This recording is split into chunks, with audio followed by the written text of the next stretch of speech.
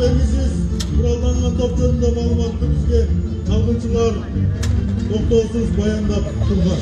Мындай көрүнүш жоокерлердин күнүмдүк жашоосунун бир үзүмү. Курал кармап спорт менен күнүгө машыгып алгачкы жардамды берүүнү үйрөнүү аскерлердин кадимкеле иштеринин бири. Бүгүн Көкжаңак шаарындагы Илберс өзүнчө бөлүгү күнүмдүк жашоосун мектеп окуучуларына көрсөтүп, аткара турган иштери менен тааныштырды.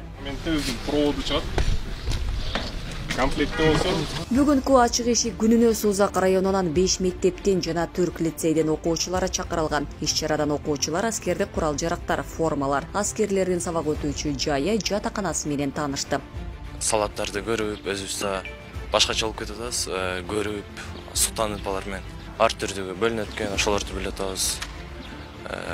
Жаңы мотивацияларды алып атабыз коргоого. Бул теориядан окутуп коюу, китептен айтып коюу же бир фильм аркылуу көрсөтүп коюу бул башка нерсе.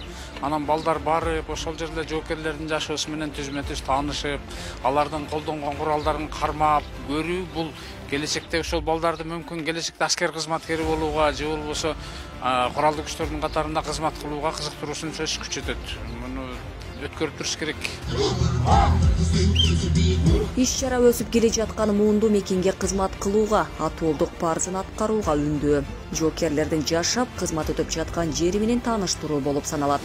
Жаш муун, өсүп келе жаткан муундун моралдык, психикалык абалын көтөрүү жана ушул аскер бөлүктө өтүп жаткандар курал-жарак, сот, танк техникаларын көрсөтүү өтүлүп жатат. Ооба, бул маареке жыл сайын өткөрүлөт. Эмнеге дегенде жыл сайын жаш муундар алмашып турат. 11-классты окуп бүтүп кетип, анан жана моралдык, патриоттук сезимдерин козгоп көтөрүү максатында өткөрүлөт.